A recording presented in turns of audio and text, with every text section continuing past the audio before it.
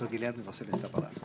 Excelentíssimo senhor desembargador-presidente, eu quero cumprimentar especialmente Vossa Excelência, não apenas por ser o presidente do colegiado e relator do feito, mas por sua trajetória na magistratura e, além disso, por sua trajetória na academia. Sou um apreciador da pesquisa que Vossa Excelência faz, comungo da mesma pesquisa e li muitos dos seus textos e assisti muitas das suas palestras, então é um prazer estar aqui diante de Vossa Excelência. Senhores desembargadores, Ministério Público Federal, cumprimento. Senhores advogados, especialmente o advogado que me antecedeu, senhoras e senhores, Excelências, nós temos aqui um caso complexo. Trata-se, desembargador relator, de um hard case. Nós temos uma denúncia, por exemplo, de mais de 500 páginas. Nós temos um processo que possui mais de 7.000 páginas. Nós temos uma multiplicidade de réus, nós temos uma multiplicidade de imputações e nós temos provas demasiado complexas, especialmente tratando aqui das interceptações telefônicas que perduraram por mais de um ano, 796 dias especificamente. Então é um processo complexo. Não obstante isso, venho à tribuna, assumo a tribuna para falar em nome de um desses réus, que é o acusado Jefferson de Alencar, ora recorrente. A Jefferson foram imputadas 2 condutas supostamente delituosas apenas. Facilitação ao contrabando, que teria ficado evidenciado em 2 fatos isolados, e associação criminosa, inclusive, como já foi adiantado aqui da tribuna pelo colega que me antecedeu. Eu também falarei e bateria muito na ilicitude das interceptações, falaria mais ou menos aquilo que o meu colega falou num dos tópicos, então faço remissão àquilo que ele falou e sigo. Defendemos também aqui a ilicitude das interceptações telefônicas. Em primeiro lugar, a decisão que deferiu esta quebra de sigilo telefônico não contou com fundamentação, não contou com fundamentação idônea, referiu apenas a gravidade abstrata do crime, e isto não é motivo, não é fundamento com a devida vênia, referiu apenas a posição dos réus, ou seja, de que eles eram policiais, sem justificar a mais o que isso representaria ou por que isso induziria à quebra de sigilo. Os policiais sequer fazem parte da polícia judiciária, são policiais militares. Não disse também da indispensabilidade da medida e, por essas razões, careceu de fundamentação essa decisão, o que reforça a nulidade de todas essas interceptações. Também, e aqui em segundo lugar, Excelências, houve renovações sucessivas. Nós não ignoramos a jurisprudência, inclusive de cortes superiores, no sentido da possibilidade dessas renovações, para além daquele prazo previsto na legislação correspondente. No entanto, Excelências, as interceptações aqui duraram 796 dias, mais de ano, de maneira injustificada. As decisões, peço vênia ao juízo local, mas foram padronizadas, absolutamente padronizadas, decisões iguais, umas às outras. Não contaram também com fundamentação e esta sucessão de renovações foi arbitrária, abusiva e, por tal razão, também é ilegal. Mas há mais, Excelências. Nós, a defesa de Jefferson, fez acostar aos autos, por ocasião da apelação e depois por um memorial que juntamos no processo eletrônico também, um parecer de uma empresa especializada. Este parecer revirou o caderno processual naquilo que se refere às interceptações.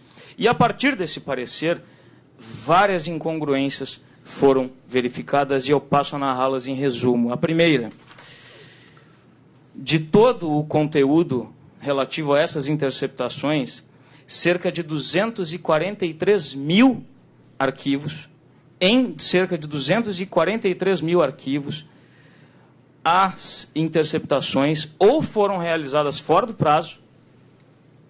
prazo determinado nas decisões judiciais, ou os respectivos arquivos não contêm as datas relativas aos mesmos registros, o que, inclusive, impossibilita a defesa de questioná-los.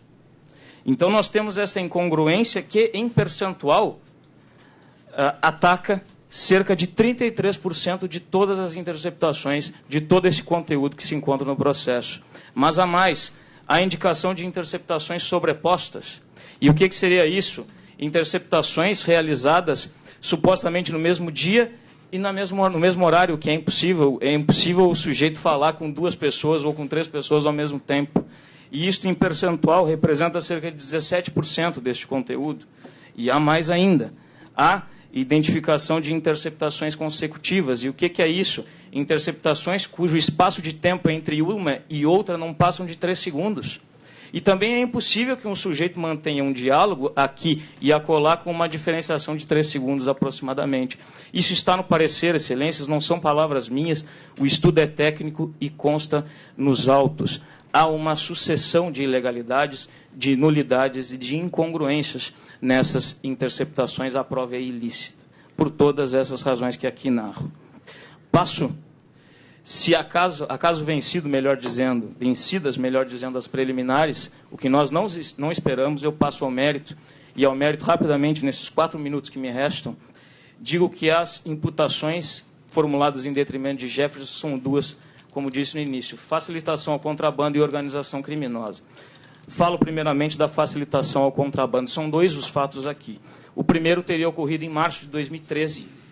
A vítima seria, o colega já citou da tribuna, um sujeito chamado Marcelo, que não é vítima aqui nesse caso, mas corréu. Marcelo é corréu. Na ocasião, teria havido a entrega de cerca de R$ 1.500 ao recorrente Jefferson, para que ele, então, facilitasse o contrabando. Quais as provas que respaldam esta afirmação acusatória, excelências? Alguns trechos, pequenos trechos de algumas ínfimas interceptações telefônicas de terceiros que não o réu, ora recorrente, ocasião na qual este fato ele é apenas referido, mencionado. A sua pretensa ocorrência é apenas mencionada por terceiros e assim o é de maneira absolutamente abstrata. Esta é a prova. E qual é a outra prova referida, inclusive pela sentença? A palavra do réu, a palavra de Marcelo, que não é vítima, mas corréu. E que palavra foi essa? Onde foi dada? Perante a autoridade policial.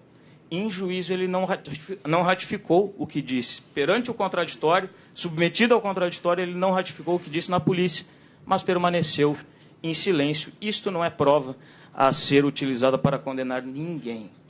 As provas são frágeis quanto a esse fato, demasiado frágeis, e não é diferente a realidade quanto à segunda hipótese de facilitação ao contrabando, que teria se dado em abril do mesmo ano, em abril de 2013, também em face do corréu Marcelo. Na ocasião, Jefferson teria recebido dos cerca de R$ 200, vejam bem, nós estamos tratando de uma suposta organização criminosa extensa e nós falamos aqui de uma quantia de R$ 200, ainda que o fato abstratamente possa parecer grave à primeira vista.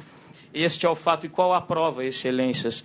De novo, um pequeno trecho de um arquivo relativo a uma interceptação telefônica que dá conta do quê? Da fala de Marcelo, da suposta fala de Marcelo com uma senhora chamada Marlene, que é sua mãe. Para além disso, o Ministério Público também se apoia naquilo que eles falaram, Marcelo e Marlene, perante a autoridade policial. Marcelo, novamente em juízo, não ratifica aquilo que disse perante a polícia. Marlene não confirma as suas declarações em juízo e submetida ao contraditório, isso também, com a vênia devida e merecida ao Ministério Público Federal, não é prova alguma para condenar ninguém. Então, excelências, encerro e resumo. As interceptações são ilícitas por várias razões, o conteúdo é nebuloso, obscuro, e no mérito, acaso vencidas as preliminares arguidas, e são várias, especialmente esta, não há provas da ocorrência da facilitação ao contrabando, e quanto à organização criminosa, e aqui efetivamente encerro, são 2 os fatos. Jefferson estaria com Mauro, com Márcio, na verdade, cliente defendido pelo meu colega que me antecedeu, nos 2 fatos. Márcio nega, Jefferson nega. Ainda que assim não fosse, nós estamos tratando de 2 pessoas. De 2 pessoas. E 2 pessoas não compõem organização criminosa entre si. Para além disso, não há registros, provas de estabilidade, tampouco provas de sucessão de crimes, algo que representam circunstâncias elementares do tipo. E é por essas razões, então, que nós postulamos o acolhimento das preliminares e, no mérito, o provimento do recurso com a improcedência da ação penal. Muito obrigado pela atenção de Vossas Excelências.